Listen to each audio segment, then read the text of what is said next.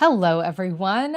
I am going live today, this week, adding on to the series that I began last week, building on this concept of what are we being informed about? What are we being invited into in terms of what we are putting on our plates and what we are eating, how we are engaging with food, how we are engaging with our body when it comes to feeding it, because this is one of those tangible ways that we can really begin to understand the subtle energetic currents moving through our being. And I love to talk about it in terms of food because that is, any of you that know me know that's where I began my work. I really started as a meditation teacher, as a yoga teacher, but really early on, got my degree in nutrition, and then of course that work began to evolve to include energy medicine, because I found that the looking at the subtle energetic currents that were informing what somebody ate, what they were repulsed by, how they ate, that's where we had to address things to really make a difference. But now I can look at it through this lens of how I'm eating, what I don't want to eat. How is that in giving me information about the energy patterns that are within? And so last week we explored what that looked like through the lens of the root, through the sacral, through the solar plexus. And in these weekly lives, I'm really outlining the map of what that territory looks like. So those are our more physical energetic centers, the foundational centers of our being. And it's where maybe the places where like older patterns are put into place, where we store maybe more in our subconscious patterns. And so we explored that last week. Go check it out if you haven't yet. It is it's called Below the Plate, and it's the part 1. Today is part 2, where we're going to move out of those physical centers and journey into what is considered the energetic bridge, the heart chakra, the heart energy center, which is the center of our main 7 chakras. So we have the physical ones that we worked with last week, that is basically belly down. And then above the heart, we have the throat, the third eye, and the crown. And so this is more of our mental, spiritual energy center layer. And so the heart is the bridge between the physical and the spiritual, between the body and the spirit.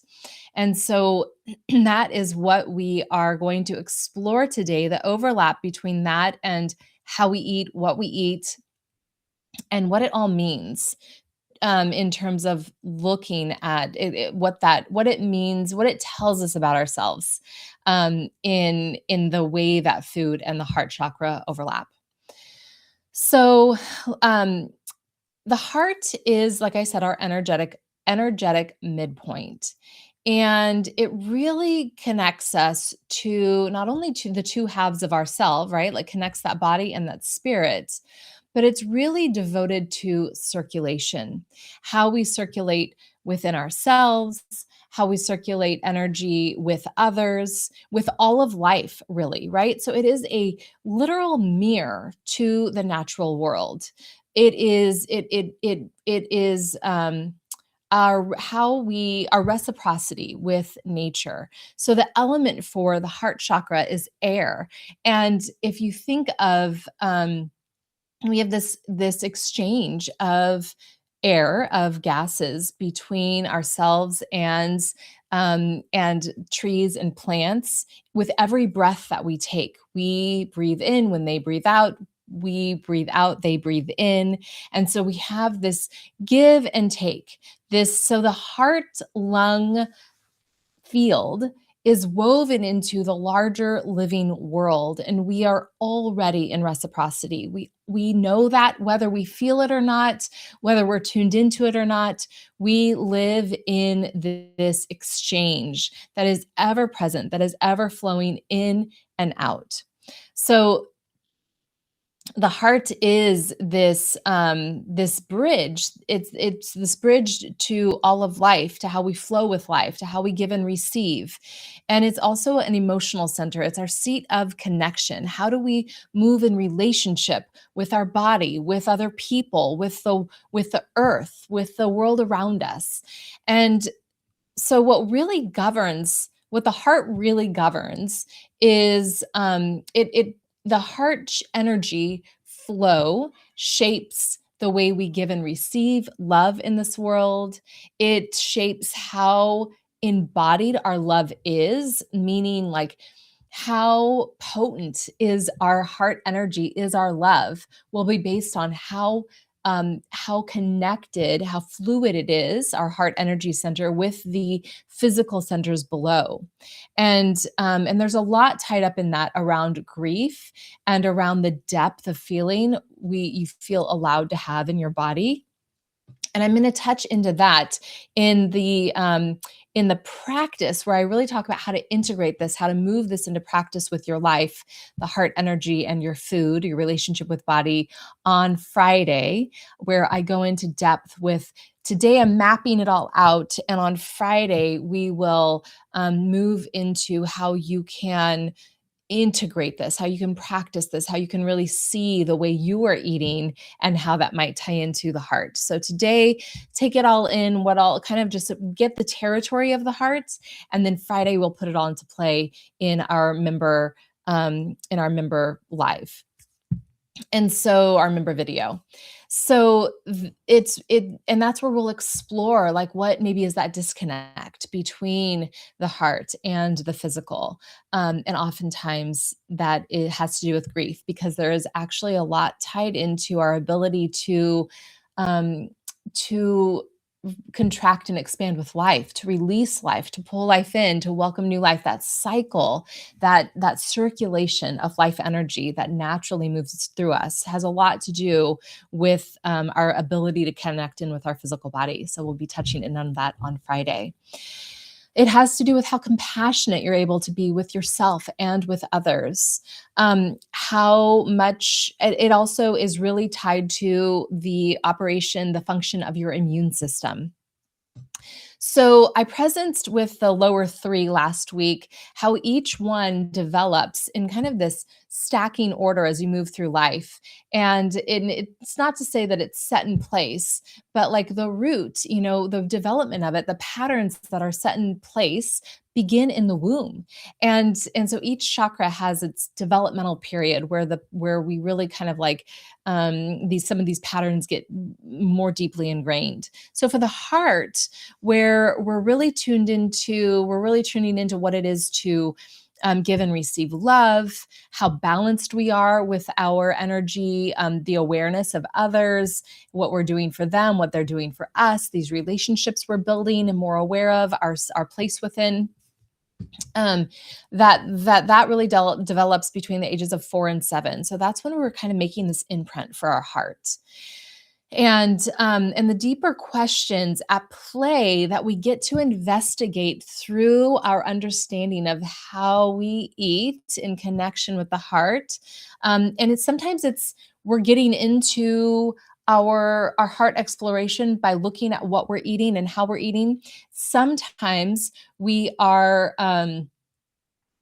doing it the other way around, where we're looking at our heart energy and through other aspects of our life to understand how we could be eating differently, right? If that's what we're working on. So these deeper questions, though, this deeper exploration with the heart is all centered around like, can I be loving to myself and to others?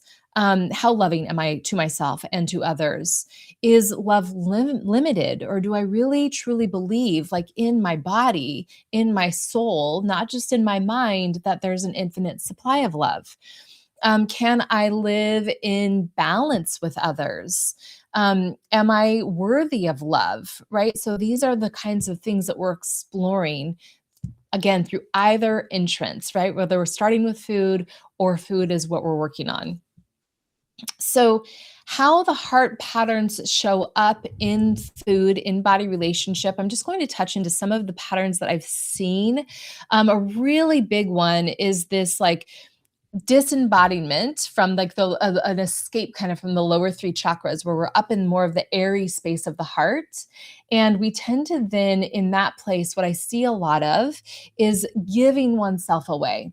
So kind of like deprioritizing their own physical experience, seeing their body as maybe not important enough to feed or to care for, not as important anyway as those around them. So there's this over abundance of giving and less receiving for the self, bringing them out of balance because we're thinking always of circulation when it comes to the heart. And by the way, our circulatory system can be really reflective of, it gives us another physical manifestation, a way to see it like more, a little bit more tangibly, right? And in how our fluids move through us, are very reflective of what is happening in the more subtle aspects of our heart energy. So some of the patterns I see, again, like giving that self away, maybe there's a little bit of like an unwillingness to feed or to love the body because there's an inability to receive fully. There might be tied into like having this over compassion for others and less compassion for the self. Um, Again, staying in this airy kind of like heady state rather than dropping more fully into the experience, the felt experience of the body. And often that has to do with like some sadness that's held or some grief that's held in that lower heart energy. um, and it can also be like this desire to not feel the body that stems from a protection, a knowing, an understanding, oftentimes from that age of like 4 to 7 years old, around then, that was learned that it wasn't safe to fully be in the body. It didn't feel good to feel the body for whatever reason. It could be a trauma, it could be maybe less of a trauma, it could be just whatever somebody's unique experiences that said, I'm just gonna practice not being in my body because that doesn't feel totally safe. That doesn't feel totally comfortable. Um, it often, we can often really get an understanding of boundaries when it comes to working with the heart energy. What are the boundaries that invite me to both give and receive? Because often, if I am over giving or over receiving, there's a lack of boundaries in one way or the other. There can be like a clinging to what feels good. And there can also be like an over sacrificing of the self. So just take a moment and feel into, does anything that I just presenced resonate for you? And it doesn't mean that you needed to like take notes or really explore each one. Just in all of that I said, maybe one thing stands out. And that one thing that stood out might be something that's just kind of just piquing your awareness for a reason, right? So something to do a little more exploration around. Again, going into that more in depth for you to explore in a more individual way on Friday. So if you aren't a member, join us so that you can get this integration, this practice that we do each week following these lives. Um, the How the heart energy, when it's blocked, distorted, like I don't really like to think of it as it needing to be fixed. It's just maybe the areas that could be more aligned with our deeper truth, right? We could be in more coherence with the truth of our being. And when it's not, oftentimes the way that will show up and manifest in our physical body is through disorders of the heart, issues with the lungs, maybe like the thymus gland, through breasts, through our arms. There can be like tightness, stuff, tension in the upper back. Oftentimes it is accompanied with a shallow breathing, like a shortness of breath. It can look like a collapsed posture, like a sunken chest. It can also be reflected in a desire for breast implants. There can be, like I said, circulation issues. Asthma is sometimes seen as a physical manifestation of a heart energy flow disruption, distortion, whatever you want to call it. Again, it can impact the immune system and often deplete the immune system. And so, just again, in that list, is there anything that stands out to you? Anything that you would go, "Hi, I want to explore that a little bit more." And just listening to that, to know it's really helpful, I think, to know how some of these things, not just how to fix them, not just how to fix them or medicate them, but what it could be pulling us into in terms of a greater understanding that we could work with energetically. And in that subtle energetics, it's a lot different to work with than when it's become part of our physical reality that we know takes a little bit more physicality to address, right? A medicine, a surgery, we have to make the physical meet the physical. In the energetics, we can begin to work with it and move it in a much more effortless way, because it hasn't necessarily, we're working with it on the end where it hasn't become manifest yet. And totally fine to work with it on both ends. That's what we do with food. We're working with the food aspect on this physical end, and we can also work the energetic end. And wherever it wants to budge, it does, and maybe it budges in both. And then that whole string of energy begins to harmonize. So, a few ways we access this through for the heart and working with the heart, oftentimes through food, through the body, is by re-accessing the physical body through emotional release. It's often through emotional release, through something that we're holding on to that's keeping us up out of the physical body. So inviting the body in whatever way it needs to begin to feel again, to begin to move feeling again, to begin to allow that felt experience of the body to happen again through feeling, through sensation. A lot of self acceptance work, meeting the body, meeting the self with the same compassion you would offer another. Um, Really examining assumptions about the body, about the self, about the food that we're eating, and what does it mean to give? What does it mean to receive? How is that reflected in how we eat? So, and a story of a few different clients actually, what this has been represented in that I think really reflects this heart is the um, somebody who is puts a lot of effort into going to the store and collecting high quality foods and paying a lot of attention to like where that food comes from, and the procurement of the food is really paid attention to. The cooking of the food is really paid attention to, and maybe a lot of time is spent cooking it and plating it, right, just so. And so all this effort into the food. But when it comes time to then receive the food, the TV is flipped on, a podcast is put on, and it's consumed as quickly as possible and barely experienced. And that's, if you think of the circulation of that, there's been a lot of giving to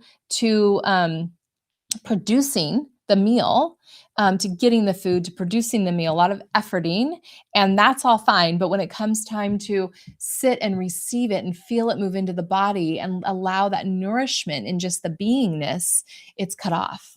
So the circulation is unbalanced. So that's one way we might look at the food heart connection. Um, and so the picture of what becomes possible when the heart is flowing well is that we have this ability to give and to receive with equal ease. Where effort is poured into maybe producing, into doing, but it's also equally into receiving, into being. And we're able to hold the same compassion for ourselves and our own body that we hold for others, that we hold for sources of food, that we hold for the lives around us, that we hold for the bodies that feed us, for the earth body herself. And we feel really connected to ourselves, this flow of energy that's just circulating really nicely, really fluidly between us and ourself, between us and other people, between us and other living beings, between us and the earth. And we can sense ourselves inside that flow of continuous reciprocity. So we're not sitting outside of it, we are in it. We are flowing through the river of giving and receiving in a really effortless way. So, in working with this heart energy, that's the direction we're walking toward. And so, just really inviting yourselves to explore, are you nourishing the version of you that gives and receives? Are you feeding? Which patterns are you feeding? In terms of the heart, are you feeding a pattern of beautiful reciprocity? Are you feeding self-sacrifice? Are you feeding overconsumption? And are you letting your heart energy move fully into the body, into that felt experience? So these are all the things that we're going to explore more in our members only live, that have members only video that happens on Friday, where we're going to take it from all the territory that we just landed, just explored, and move it into an in more individual way that you can explore that territory for yourself and really map it out for yourself. And what that and explore the specific foods that nourish the heart, and how we can really work with moving that heart energy either down into the body, rooting it more into the more physical experience of the body, that embodiment, that integration, letting our heart land in our power, land in who we truly are, or just the opposite, where we're bringing, drawing that heart energy up and lifting it, helping it to be shared more fluidly with the life around us. And have more of that flow of giving and receiving in all the aspects of life. So if something stirred in you today, if you recognize yourself in any of these patterns, if anything lit up for you, I highly recommend coming on Friday. You can join for just a month and check it out. I look forward to hearing, or hearing. If you feel called to share, please comment, please ask questions. I will respond here in the chat.